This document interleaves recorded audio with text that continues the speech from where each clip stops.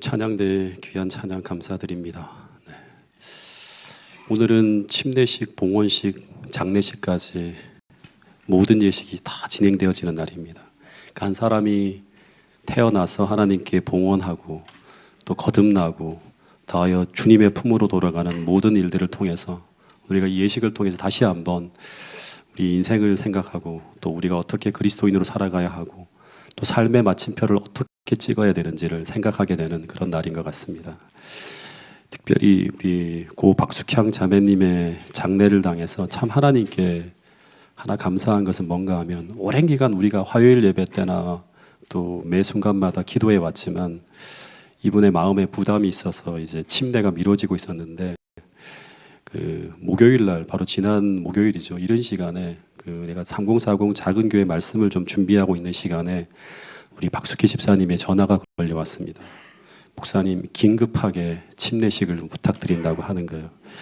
그리고 이어서 서한보 장로님의 문자가 쭉 이렇게 장문으로 왔는데 목사님 어제 박숙향 자매님이 자녀들을 다 모아놓고 유언을 남겼다고 하는 거예요. 그 유언의 내용이 뭐냐 그러면 가족들 모두가 교회를 꼭 다닐 것을, 작은 아들은 그렇게 했는데 큰 아들이 이제 아직까지 확답을 못해서 마음이 막 부담이 있다고 하는 그런 이야기를 박숙향 자매님이 했다고 하는 거예요. 그리고 자신이 하나님의 품 안에 있음을 확신한다는 믿음의 고백을 남겼다고 합니다. 그리고 제가 목요일 오전에 바로 이제 3040 모임을 뒤로 미루고 요양병원에 찾아가서 약식으로 이제 젖은 수건을 가지고 침례식을 진행했습니다. 그리고 그 다음 날이죠. 어제 그 금요일 오후에 임종하셨다고 하는 소식을 듣고 어떤 생각이 들었는가 하면 하나님께서 한 영혼의 신앙 고백을 받기 위해서 그때까지 생명을 붙들고 계셨구나 하는 생각을 해가게 되었고 그 고백을 받으시고 편안하게 잠들게 하셨다는 생각을 하니까 한편으로 너무나 감사했습니다. 여러분 이 장례의 모든 절차가 은혜 가운데 잘 진행될 수 있도록 여러분 기도해 주시고 또 모든 가족들이 믿음으로 또 하나님을 발견할 수 있는 그런 은혜가 넘칠 수 있도록 우리 모든 교우들께서 함께 관심 가져주시고 참여해 주시고 기도해 주시기를 부탁드리겠습니다. 더하여 오늘 봉헌한 우리 아이들이 정말 믿음 안에 잘 자랄 수 있도록 이 인물이 희귀한 시대에 우리 아이들이 하나님께서 거룩하게 양육함으로 말미암아 시대에 필요한 일꾼으로 성장할 수 있도록 기도해 주시고 또 특별히 오늘 침례를 받으신 두 분을 위해서도 기도해 주셔서 우리 태능교회의 이 하늘 가족으로서 하늘까지 함께 갈 수 있도록 여러분 끝없이 관심 가져주시고 기도해 주시기를 부탁드리겠습니다.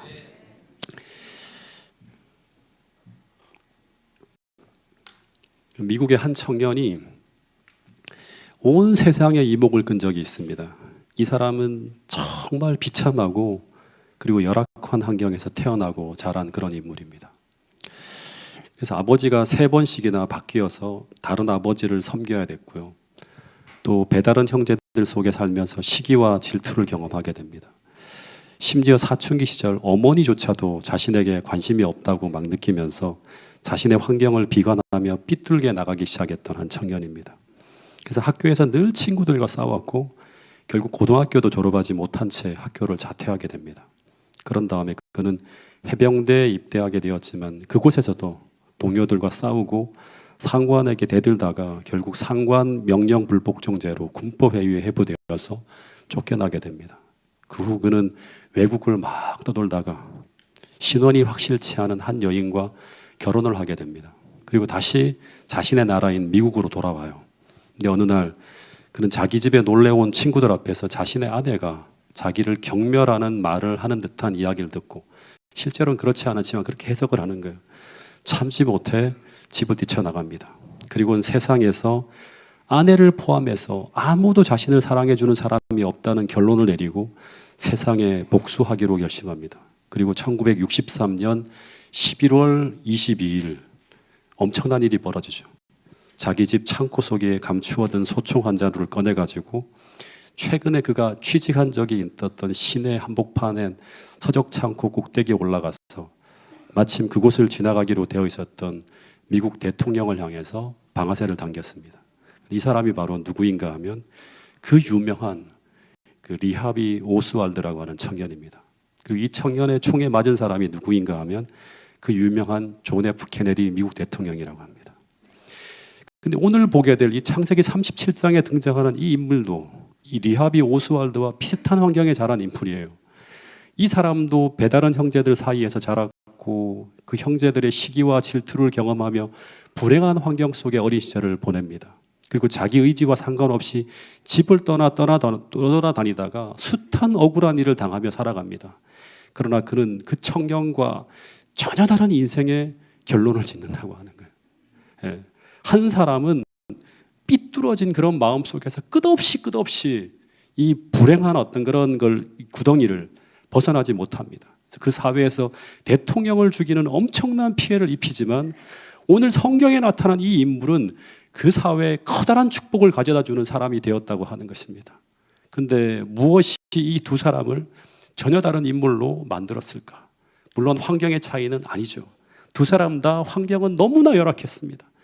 근데 확실한 것은 한 사람은 그 불행한 환경이 그를 위대한 인물로 만들어가는 도구가 되었고, 반대로 또 한 사람은 그 불행한 환경이 그를 더 연약하고 더 삐뚤어진 인물로 만들어가는 도구가 되었다고 하는 사실입니다. 마찬가지일까요? 우리에게는 계속 어려움이 찾아오고 불행해 보이는 일들이 계속 벌어지고 있습니다. 근데 그 환경으로부터 밀려오는 그 절망과 불행을 오늘 우리가 어떻게 대처하고 있는가를 통해서 우리 인생은 전혀 다른 인생의 길을 걸어갈 수 있다고 하는 사실을 우리 모두가 기억할 수 있게 되기를 간절히 바라겠습니다. 이 요셉의 생애를 한번 살펴보면요, 이 요셉은 야곱의 11째 아들로 태어납니다. 근데 아버지 야곱은 이 라헬에게서 낳은 이 첫 번째 아들인 요셉을 특별히 사랑했어요. 편애했습니다. 지나치게 편애했어요. 근데 이 아이가 11번째 아이인데도 불구하고 채색 옷을 사다가 입혀요. 장자처럼 품에 끼고 살다시피 합니다. 그러면서 의도하지 않았지만 이 요셉은 형들의 미움을 사게 됩니다. 그리고 창세기 37장 5절에 보면 또 한 번 형들에게 큰 미움을 사게 되는 일이 있는데, 이 요셉이 자신의 꾼 꿈 이야기를 형제들에게 이야기합니다. 근데 그 꿈이 어떤 꿈인가 하면, 들에서 추수를 한 후에 밭에서 곡식단을 묶는데 자신의 단은 딱 일어서 있고 형들의 단이 자기의 단을 빙 둘러서 자기의 단에 절하는 꿈을 꾸었다고 하는 걸 형들한테 얘기합니다. 형들이 막 난리가 나겠죠. 예, 그러면 우리가 너한테 절한다고 하는 거야, 네가 장자가 되겠다는 거야 하면서 막 이런 얘기를 하는 거예요. 근데 9절에 보면 또 한 번 꿈을 꾸는데 그 꿈은 더 심합니다. 해와 달과 11별이 다 자기에게 절하는 꿈을 꾸었다고 하는 겁니다. 이걸 형들한테 말을 해요. 여기에서 말하는 11별은 요셉의 형들이고, 해와 달은 뭐죠? 해와 달이 뭐예요? 어머니와 아버지예요. 어머니와 아버지를 포함한 모든 형들이 다 요셉에게 절한다고 하는 건, 이건 어떤 의미죠?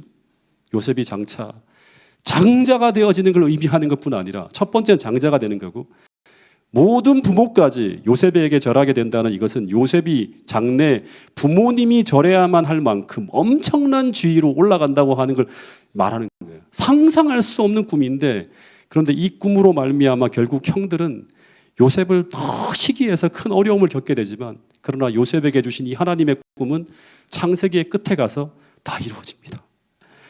근데 한 인생을 통한 이런 하나님의 위대한 꿈이 이루어지기 위해서는 그냥 순풍에 돛단 듯 흘러가면서 이루어지는 것이 아니라, 요셉의 생애를 보면 정말 요셉이 말할 수 없는 역경 속에서, 바닥을 치는 역경 속에서도 주님을 의지하는 그 깊고 깊은 겸비의 길을 걸어가는 과정을 통해서 이루어지게 되는 것을 보게 됩니다. 이것은 요셉만이 아니라 그 후 모세나 다윗이나 모두 이 비슷한 과정을 걸어가는 것을 보게 됩니다. 첫 번째, 요셉이 겪게 되는, 하나님이 요셉을 날아 올리기 위해서 쓰게 되는 첫 번째 역경이 뭐냐 그러면, 요셉이 17살 때예요.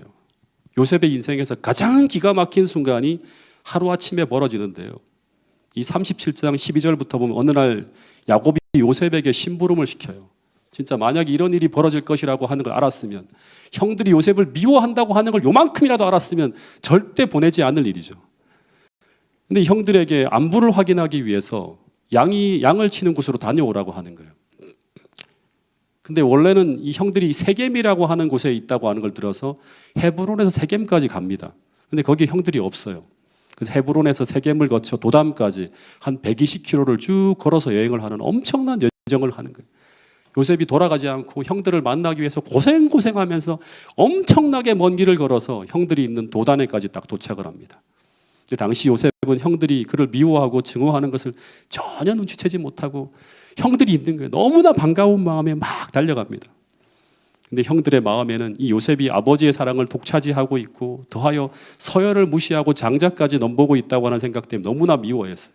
근데 저 멀리 요셉이 오는 걸 보는데 이 요셉이 뭘 입고 오죠? 네, 채색 옷을 입고 오는 거예요. 부조와 선지자의 표현을 그대로 옮기면 형들이 요셉이 미워서 그대로 옮기면 미칠 지경이었다고 표현하고 있습니다. 영어로는 프렌지라고 하는 건데 분노가 폭발했다고 하는 거예요. 진짜 막 참을 수 없는 거예요. 저놈이 저 옷을 입고 자기의 장자라는 듯이 막 달려오는 것처럼 보이는 거예요. 요셉은 전혀 그런 마음이 없는데 그렇게 해석을 하는 거예요. 그래서 요셉을 죽이자고 이 제안에 모두가 동의합니다. 그리고 아버지에게는 짐승에게 잡혀 죽임을 당했다고 알리자고 하는 거예요. 근데 어떻게 형제들이 이렇게 쉽게 사람을 죽이죠? 이 형들은 사람을 이미 죽여본 적이 있는 사람이에요. 세겜에서 대량 학살을 하죠. 사람 하나 죽이는 게 크게 문제가 되지 않아요. 그래서 르우벤의 제안으로 그냥 이제 죽여서 구덩이에 넣으려고 했는데 르우벤이 그렇게 하지 말자고 해서 그냥 산채로 구덩이에 집어넣어서 굶겨 죽이자고 합니다. 그래서 요셉이 도착하자마자 형 하고 있지만 저 왔어요 하는데 갑자기 형들이 얘한테 막 쏘아붙이면서 막 뭐라 하면서 붙잡아 갖고 채색 옷을 벗기고 결박 당한 채 구덩이에 던져집니다. 근데 부조와 선지자에 보면 이 요셉이 스스로 구덩이에서 올라올 수 없다고 하는 걸 확인한 후에 그 웅덩이 위에서 이들이 뭘 하는가? 음식을 먹었다고 합니다. 요셉은 배가 고파 죽을 지경인데 그래서 음식을 먹는 거예요. 근데 마침 애굽으로 내려가는 미디안 대상들이 그곳을 쭉 지나가다가 이 형제들의 눈에 띕니다. 그리고 그들은 이 요셉을 죽이기보다 어떻게 하자? 아예 은 20을 받고 이들을 이 상인들에게 팔아버리자고 합니다. 근데 이때 요셉의 나이가 몇 살인가 하면 17살입니다. 17살. 어느 날 하루아침에 이 부잣집 아이가 자기의 실수나 혹은 자신의 의사와 상관없이 상상할 수 없는 비참한 일이 벌어지는 거예요. 불과 며칠 전까지만 하더라도 아버지를 떠나 형들이 있는 곳으로 여행할 때만 하더라도 그는 자신의 삶에 이런 일이 벌어질 것이라고는 상상할 수조차 없었죠. 그것도 자신의 형들에 의해서 이런 일이 벌어질 거라고 하는 건 상상할 수도 없는 그런 일이 벌어진 거예요. 나는 아무 잘못도 안 했는데 이런 일이 벌어지는 거예요. 근데 요셉은 이제 멀리 끌려갈 때 장막 주위에 있는 산들을 이렇게 돌아 내려가는 거죠. 도단에서부터 이 차에 실려 갖고 돌아 내려가는데 잠깐만요. 지금 제 여기 자꾸 뭐가 자꾸 뜨네요.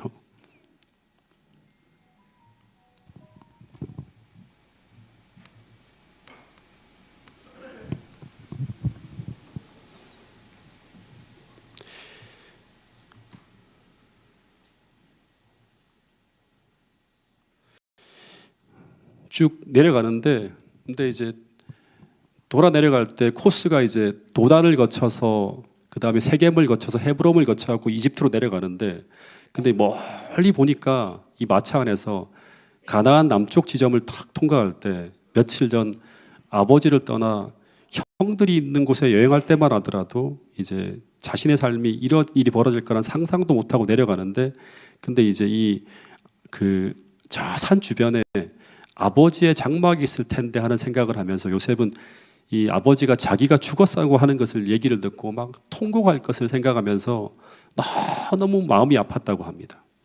그러면서 그는 도단에서 일어났던 광경을 한번 쭉 떠올렸다고 합니다. 그 형들의 표정, 사나운 눈초리, 그리고 몸부림을 치며 애걸할 때 그를 쏘아보는 듯한 모욕적인 말들이 그의 귀에 쟁쟁하게 떠올랐다고 합니다.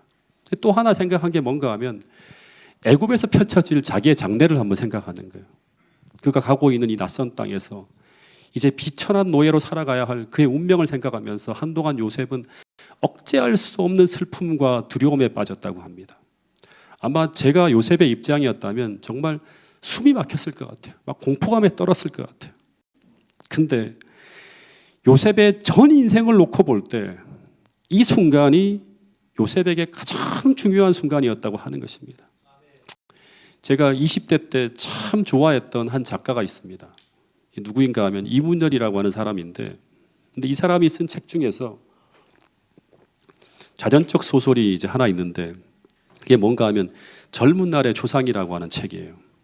근데 이 책 줄거리 중에 이 주인공이 막 방황하면서 이제 길을 걸어가다가 칼갈이 아저씨를 만나는 그런 이야기가 나옵니다. 근데 이 칼갈이 아저씨는 어떤 사람인가 하면 원래 노동운동을 하는 사람인데 정확하게 말하면 사회주의 혁명을 꿈꾸는 사람이었습니다. 근데 그가 혁명을 꿈꾸면서 정말 동지관계로 함께 이제 일을 하면서 같이 하던 한 친구가 배신을 해요. 그래서 이 친구의 배신으로 그는 이 동지들과 함께 어디에 갇히는가 하면 원하지 않지만 감옥에 갇히게 됩니다. 그러면서 가족도 잃어버리고 그의 삶의 모든 것이 다 망가집니다. 그래서 이 친구에 대한 증오심으로 이 감옥에서 막 증오심이 불타오르는데, 그러면서 이 사람이 어떤 생각을 하는가 하면 이제 그의 남은 삶은 이 배신자를 죽이기 위한 그 한 가지 목적을 가지고 살기로 결심합니다. 그래서 이 친구를 죽이기 위해서 감옥 생활도 어떻게 하는가 하면 굉장히 성실하게 하는 거예요. 그래서 이 사람이 감형을 받아서 추록을 하게 됩니다. 그래서 이 친구를 죽이기 위해서 추록을 하고 난 다음에도 직업을 뭐로 하는가 하면 칼갈이로 탁 이제 변신해서 전국을 돌면서 이 친구를 찾아 나섭니다. 오직 어떤 생각 하나? 이 친구를 죽이기 위한 복수심에 남은 삶을 다 바칩니다. 즉, 이 복수와 증오가 그의 인생의 목적이자 그가 살아가는 존재 이유가 되었다고 하는 것입니다. 그런데 만약 요셉이 이 형들에게 받은 이 상처를 치유받지 못했다면 요셉의 인생은 아마 이런 인생으로 끝났을 것이라고 하는 것입니다. 아니면 계속 그 어두운 감정을 떨쳐버리기 위해서 술이나 어떤 쾌락에 빠져버리거나 아니면 아주 자포자기하는 삶을 살아갈 수도 있었을 것이라고 하는 것입니다. 제가 아는 한 집사님이 있는데 이 집사님은 평생 남편으로 인한 큰 고통을 경험하는 분입니다. 근데 이분은 남편 이야기만 나오면 울고 불고 막 하시는 그런 분이었어요. 이 남편으로 인한 고통이 너무나 커서 그의 내면에 큰 상처가 그대로 남아 있는 것입니다. 조금만 그 기억을 떠올리는 상황이 벌어지면 맨날 우시는 거예요. 당시 이분의 연세가 한 60이 넘었는데도 그 트라우마로 인한 심한 우울증에 시달리는 모습을 제가 보게 되었습니다. 요셉도 마찬가지입니다.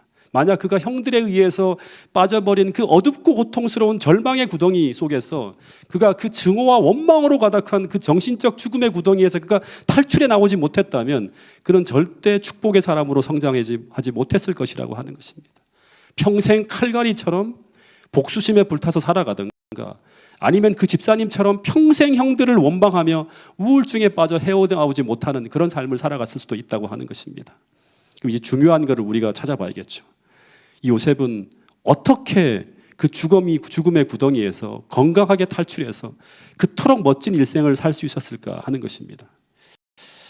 지금 제 노트북이 좀 문제가 많이 벌어지네요. 지금 계속 뭐가 자꾸 뜨는데 제가 컨트롤하지 않는데도 뭐가 자꾸 이게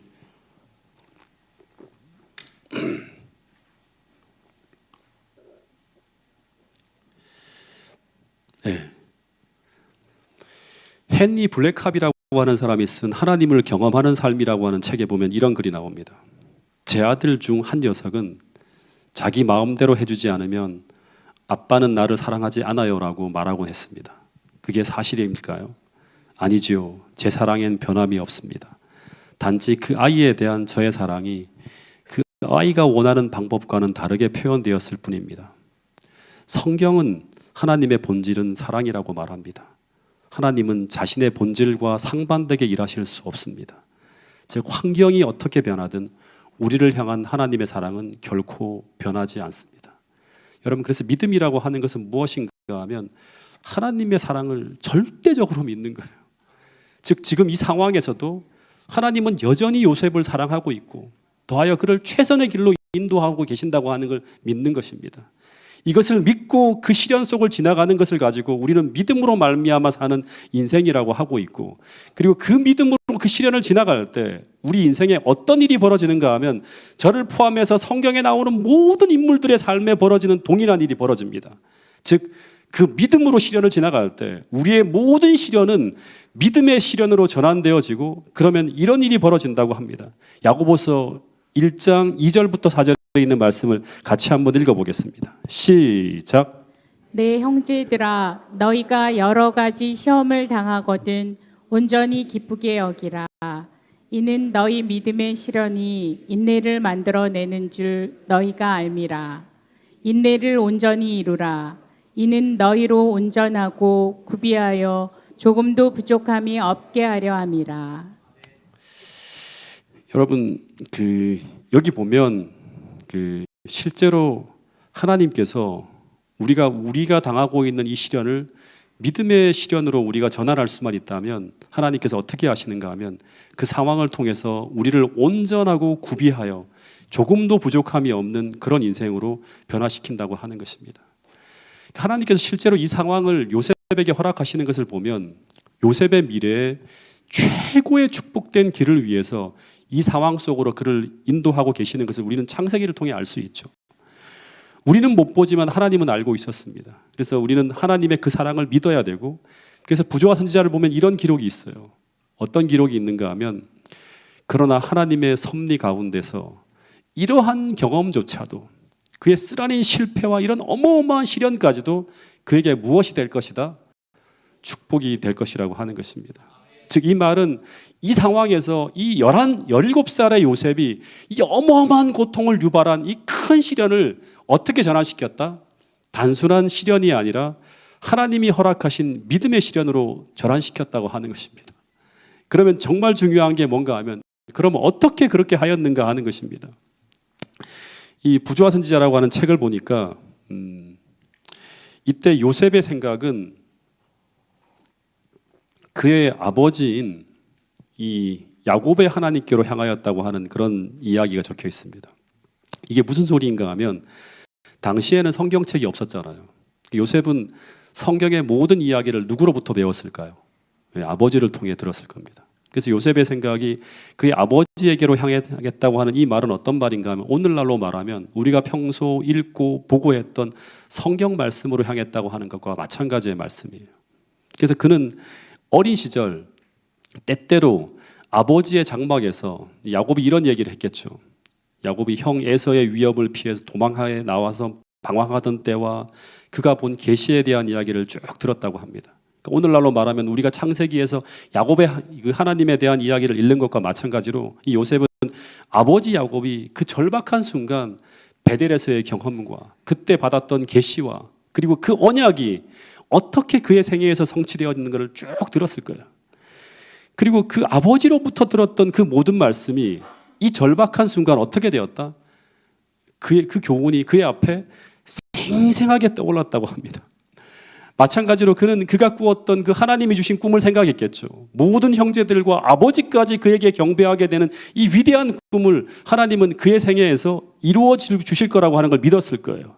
그러면서 요셉은 이제 그 아버지 하나님이, 즉 아브라함의 하나님과 이삭의 하나님과 야곱의 하나님, 즉 성경 속의 그 하나님이 이제 나의 하나님이 되실 것을 믿었다고 합니다. 이 믿음이 정말 중요한 거예요. 즉 그가 가는 그 어두운 땅 이집트에서도 그 조상들과 함께 하셨던 그 하나님께서 동일하게 그와 함께 하시기를 어떻게 했다? 믿고 기도했다고 하는 것입니다. 그러면서 그는 전적으로 하나님 앞에 헌신하기로 결심했다고 하는 그런 말씀이 나옵니다. 근데 부조와 선지자에 보니까 이 이집트로 끌려가는 이 하루의 경험이 요셉의 생애의 전환점이 되었다고 하고 있고, 다른 방법으로는 여러 해를 걸려서도 배울 수 없었던 것을 그는 이 엄청난 시련을 통해서 단 하루 동안에 다 배우게 됩니다. 대표적인 게 뭘까요? 그동안 아버지의 품에서 아버지를 의지하며 살아가고 있는 동안에서는 절대 배울 수 없는 것 하나를 배웁니다. 그게 뭘까요? 바로 실제적으로 하나님을 의지하는 경험이죠. 그 전까지는 참 아름다운 이야기네요, 참 달콤한 이야기네요 하는 그런 이야기를 들었다가 이제 자신의 상황 속에서 실제적으로 하나님을 의지하는 가운데 그 하나님을 경험하는 특별한 경험을 이때부터 하기 시작했다고 합니다. 그런데 이런 믿음을 가지고 그 희망이 없는 땅, 절망의 땅, 애굽으로 노예가 되어 돌아가는데, 그런데 그곳에서 그는 이런 기적을 경험하게 되었다고 합니다. 창세기 39장입니다. 잘못 적었습니다. 1절부터 5절의 말씀을 보면 기적 같은 일이 벌어집니다. 같이 한번 읽어보겠습니다. 시작. 요셉이 이끌려 애굽에 내려가매 바로의 신하 친위 대장 애굽 사람 보디발이 그를 그리로 데려간 이스마엘 사람의 손에서 요셉을 산이라. 여호와께서 요셉과 함께 하심으로 그가 형통한 자가 되어 그의 주인 애굽 사람의 집에 있으니 그의 주인이 여호와께서 그와 함께 하심을 보며 또 여호와께서 그의 범사에 형통하게 하심을 보았더라. 요셉이 그의 주인에게 은혜를 입어 섬김에 그가 요셉을 가정 총무로 삼고 자기의 소유를 다 그의 손에 위탁하니 그가 요셉에게 자기의 집과 그의 모든 소유물을 주관하게 한 때부터 여호와께서 요셉을 위하여 그 애굽 사람의 집에 복을 내리심으로 여호와의 복이 그의 집과 밭에 있는 모든 소유에 미친지라. 네, 여기 본문에 보면 당시 요셉은 이집트의 노예로 팔려갔는데, 근데 누구의 집으로 팔려갔다고 하죠? 바로의 시위대장인 보디발의 집에 노예로 팔려갑니다. 근데 시위대장이라고 하면 오늘날로 말하면 경호실장 같은 사람이죠. 대통령. 그러니까 애굽의 권력의 실세 중에 한 사람의 그 집에 노예로 팔려갑니다.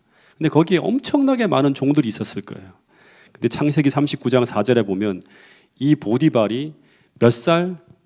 17살의 어린 요셉을 뭐로 삼았는가 하면 가정 총무로 삼고 자기의 소유를 다 그의 손에 위탁하는 기적이 벌어집니다. 여기서 요셉은 미래 총리가 될 때 필요한 수많은 지식과 지혜를 여기서 배우게 됩니다.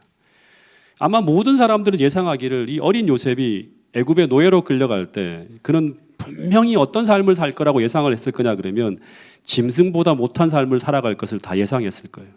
그런데 그는 노예처럼 살아가는 것이 아니라 마치 보디발의 뭐처럼 아들처럼 자유인으로 살아가는 놀라운 모습을 여기서 보게 됩니다.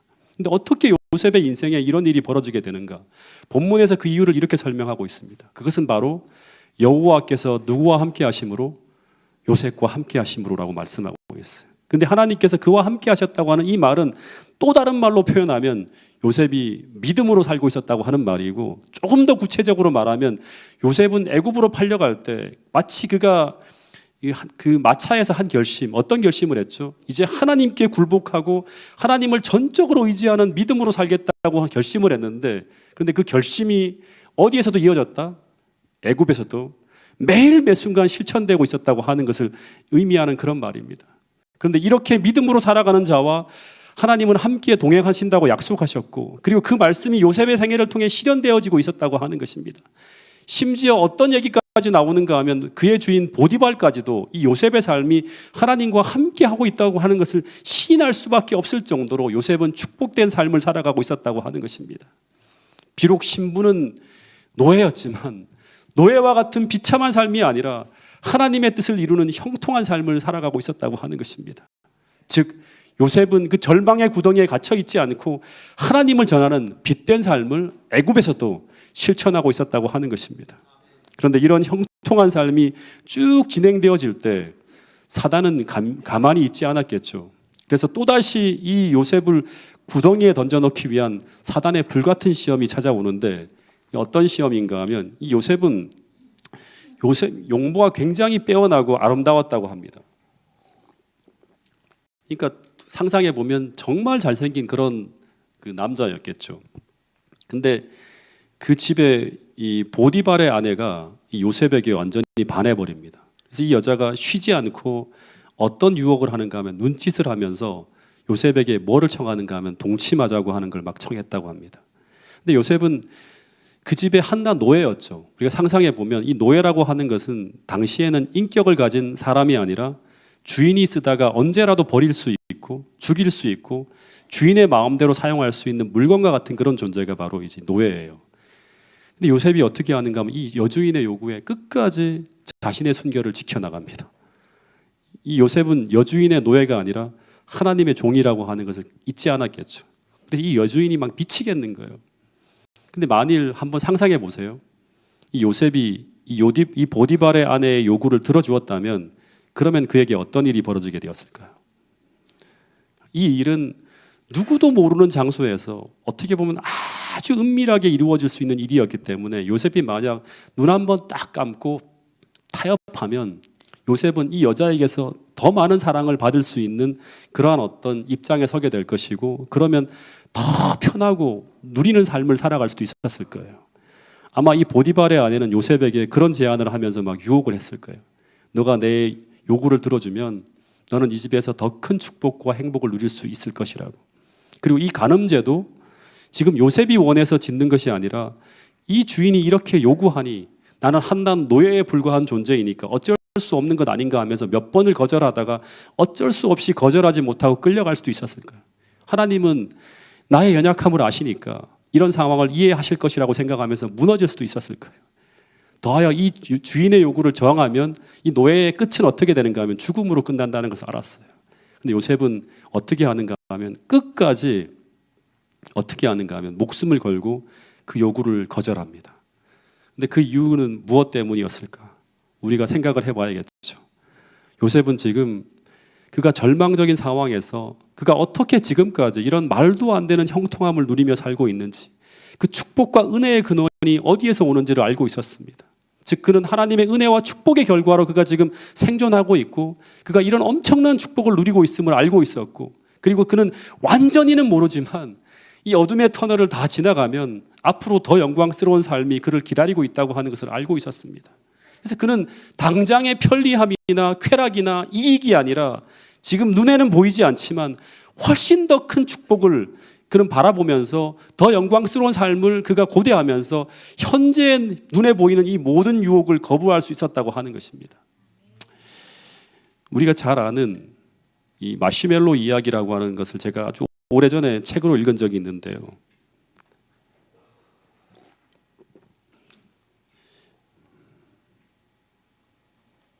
지금 이 컴퓨터가 난리네요. 지금 저한테. 왜 이렇게 되는지 모르겠습니다. 집중을 못할 정도로 계속 왔다 갔다 하면서 커서가 뜨고 막 계속 그러는데 죄송합니다. 좀 더 정리를 하고 올라와야 되는데 뭐가 고장이 난 것 같아요. 컴퓨터가 지금.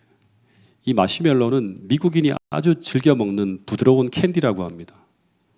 이 과자를 미국인들이 너무나 좋아하는데, 근데 책에 보면 스탠포드 대학에서 한 4살쯤 되는 아이들을 집단적으로 모아서 한 실험을 했다고 합니다. 아마 많이 들었을 거예요. 무슨 실험인가 하면 이 4살쯤 되는 아이들을 한 명씩 다른 방에 다 집어넣습니다. 그런 다음에 한 숙녀분이 마시멜로 한 개씩을 탁자 위에 딱 올려놓고 나오면 그 꼬마 이제 누구 나오면서 이런 제안을 꼬마 아이들에게 했다고 합니다. 15분 되면 내가 다시 돌아올 테니까 그때까지 이 마시멜로를 먹지 않고 참는다면 상으로 마시멜로 한 개를 더 줄 것이라고 하는 제안을 하고 나가버렸다고 합니다. 근데 이 4살짜리 꼬마 아이들이 이 마시멜로를 보는 순간부터 막 침이 입안에 고이고 그 다음에 먹고 싶다는 충동이 막 강하게 드는 것입니다. 손으로 만지고 혀로 핥아보고 하면서 정말 눈에 맛있는 것을 보고 참기 위해서 막 온갖 노력을 다 했다고 합니다. 그런 가운데 이 마시멜로를 먹은 아이와 참은 아이로 나눠지면서 이 실험이 마쳐집니다. 근데 이 실험에 참가한 아이들 200여 명을 10년 동안 막 추적해서 이 스탠포드 대학에서 조사를 했는데 참아낸 아이와 참지 못한 아이 사이에 큰 차이가 나타났습니다. 15분을 참았던 아이들은 그렇지 못한 아이들보다 학업 성적이 굉장히 뛰어났고 친구 관계도 더 원만하고 스트레스도 효과적으로 관리하고 있다고 하는 사실이 밝혀졌다고 합니다. 즉 한순간의 유혹이지만 참고 기다릴 수 있는 품성을 가지고 있는 아이와 그렇지 못한 아이 사이에 큰 차이가 난다는 거예요. 성공적으로 성장하는 아이와 그렇지 못한 아이로. 근데 이것은 성경의 가르침과도 일치하는 거예요. 단지 그 차이는 뭐냐 그럼 나의 힘으로 참는 것인가 아니면 믿음으로 하나님의 은혜로 성령의 능력으로 참고 인내하는 것인가의 차이밖에 없어요. 여러분 우리가 믿음으로 산다고 하는 것은 보이지 않지만 오늘 우리가 믿음으로 바라보고 있는 그 더 나은 가치, 더 위대하고 더 아름다운 가치가 있다고 하는 것을 믿으며 오늘 내 눈에 보이는 달콤한 쾌락이 아니라 무엇을 쫓는다? 보이지 않지만 더 영원한 가치를 붙들 수 있는 이 선택력이 바로 품성의 힘이라고 하는 것입니다. 근데 그래서 이걸 가지고 있는 사람이 바로 누구인가 하면 요셉이라고 하는 사람이라고 하죠. 어린 시절에 생겨난 신앙의 힘을 통해 생겨난 그 믿음을 가지고 요셉은 이걸 견뎠던 것이고, 또 하나 제가 보게 되는 건 뭐냐 그러면 창세기 39장 9절에 보면 이 요셉이 보디발의 아내의 요구를 거절할 수 있었던 것이 이것이라고 합니다. 한번 읽어보겠습니다. 이 말씀은 시작. 그런즉 내가 어찌 이 큰 악을 행하여 하나님께 죄를 지으리이까. 그런즉 내가 어찌 큰 악을 행하여 하나님께 죄를 지으리이까. 그 유명한 종교개혁자들의 삶을 지배했던 단어 중에서 하나가 뭐냐 그러면 코람데오라고 하는 거예요. 이 코람데오라고 하는 말은 뭔가 하면 하나님 앞에서라고 하는 뜻이에요. 즉, 이 코람데오라고 하는 것은 종교개혁자들만이 아니라 모든 참 그리스도인을 지배하는 의식이라고 합니다. 이 말씀이 어떤 말씀인가 하면 아무도 모르는 일이라 하더라도, 심지어 무덤까지 숨기고 가는 일이라 하더라도 누구는 아신다? 하나님은 아신다고 하는 거예요. 그래서 내가 하나님을 믿는 믿음으로 산다고 하는 것은 늘 하나님의 눈길 속에서 하나님을 의식하는 가운데 산다고 하는 것입니다. 근데 이 의식이 흐릿한 사람은 절대 신앙인이 아니에요. 이 의식이 흐릿한 사람은 성경에 보면 사람들이 보이는 데서만 자라고 위선적인 삶을 살아갈 가능성이 상당히 높다고 하는 것입니다. 근데 믿음으로 살아가는 사람은, 즉 그 안에 예수님이 거하는 사람은 사람이 볼 때만 신실한 사람이 아니라 아무도 보지 않는 은밀한 곳에서도 부패하지 않는다고 하는 것입니다. 컴퓨터를 켤 때도 마찬가지고 스마트폰을 사용할 때도 마찬가지고 언제나 하나님을 의식하는 가운데 신실하게 믿음으로 행하게 된다고 하는 것입니다. 아무도 보지 않는다고 할지라도 하나님이 보고 있기 때문에 그는 하나님께 득죄할 수 없다고 하는 그 믿음을 가지고 그래서 거절하는 거예요. 근데 이렇게 믿음으로 한 계단 한 계단 이 요셉이 올라갈 때마다 하나님은 요셉을 어떻게 하는가? 그냥 그 자리에 두는 게 아니라 믿음에서 믿음으로, 훌륭한 품성에서 더 위대한 품성으로 계속 성장시켜 나가면서 더 아름답고 견고한 품성으로 그걸 만들어 갔다고 하는 것입니다. 근데 문제는 이렇게 신실한 믿음으로 살면 이제 하나님의 도우심으로 극적인 반전의 드라마가 만들어져야 되는데 그런 반전의 드라마가 빨리 오지 않는다고 하는 게 문제예요. 요셉이 믿음으로 살았는데 그 결과 어떤 일이 벌어지죠? 요셉의 주인의 아내를 겁탈하려고 한 강간범으로 몰려서 요셉이 옥에 갇히는 일이 벌어집니다. 이 아내는 그대로 평안하게 살아갑니다. 이 요셉이 이 감옥에서 기약 없이 평생을 보내야 할 수밖에 없는 그런 어떤 기가 막힌 웅덩이에 또 빠진 거예요. 근데 이런 생각이 들 수 있을 것 같아요. 만약에 저라면이 아니라 많은 평범한 사람은 야, 그때 그냥 눈 한 번 딱 감고 주인의 요구를 들어줄 걸 내가 잘못했나? 남들은 그렇게 사는데 왜 나만 유독 이렇게 고지식하게 살아서 이렇게 어렵고 험하고 피곤한 길을 걸어가는가?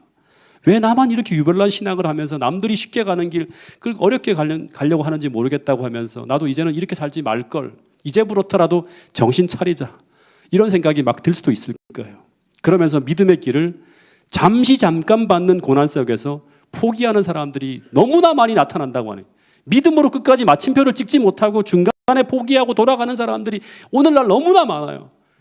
이삭이 태어나는 그 25년간의 기다림을 끝까지 견디는 게 아니라 중간에 빠져나가는 사람이 너무나 많기 때문에 내가 잘못 살아는 게 아닐까, 이런 후회하면서 돌아가면서 요셉과 같은 위대한 인물이 굉장히 오빌의 순금같이 희귀하게 탄생한다고 하는 것입니다.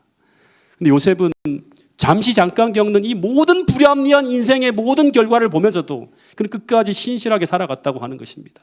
근데 그가 그렇게 살아갈 수 있었던 비결이 무엇인가 하면 창세기 39장에 또 나오는데 어떤 이야기가 나오는가 하면 여호와께서 요셉과 함께 하시고 그에게 인자를 더하사 간수장에게 은혜를 받게 하시며 간수장이 옥중제수를 다 요셉의 손에 맡김으로 말미암아 재반 사물을 요셉이 다 처리하고 간수장은 그의 손에 맡긴 것을 무엇이든지 살펴보지 아니하였으니 자유인으로 또 살아가는 거예요. 감옥에서도 이는 여호와께서 요셉과 함께 하심이라.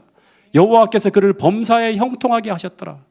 그가 이집트로 팔려가고 보디발의 집에서 노예로 살아가고 심지어 감옥에 갇히는 그런 일이 벌어져도 그는 그 가운데서도 하나님이 그와 함께 하신다는 하는 확신이 있었다고 하는 것입니다. 근데 그가 이런 확신을 갖게 된 이유가 무엇인가 하면 그가 계속적으로 어려운 역경 속을 걸어가고 있지만 계속적으로 그 역경 가운데서도 하나님의 도우심과 은혜가 풍성하게 쏟아지는 그 삶을 어떻게 했다? 누리며 경험하고 있었다고 하는 것입니다. 비록 처지와 형편은 더 나빠지고 더 최악의 상황으로 내딛고 있었지만 그러나 그가 기도할 때마다 말씀을 펼칠 때마다 여호와께서 요셉과 함께 하시고 그에게 인자를 더하시는 축복이 쏟아지고 있다고 하는 것을 삶의 현장 곳곳에서 경험하고 있었다고 하는 것입니다. 즉 보디발의 집에서 벌어진 일이 또다시 어디에서 벌어진다? 옥중에서도 벌어지는 거예요. 여러분, 이것이 없이는 누구도 고난의 상황을 견디어 나갈 수 없다고 하는 것입니다. 성도들의 인내가 여기 있나? 이거 우리 힘으로 견디는 게 아니에요. 이는 하나님의 계명과 예수의 믿음을 끝까지 지켜내며 살아가는 사람들이 자신들의 인내가 아니라 하나님의 은혜로 그 시간을 견뎌낼 수 있다고 하는 것입니다.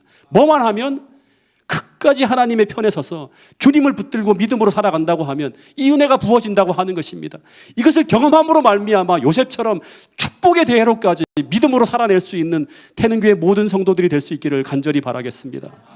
근데 그렇게 우리가 끝까지 인내하며 살아갈 때, 드디어 때가 되었을 때 하나님은 온 세상을 환하게 하는 영광의 역사가 펼쳐집니다. 어느 날 세상은 드디어 그 신실한 믿음의 사람, 하나님의 성령으로 깊이 감동되어 교통하고 있던 이 사람을 찾습니다. 그래서 요셉이 감옥에서 어디로 올라갑니까?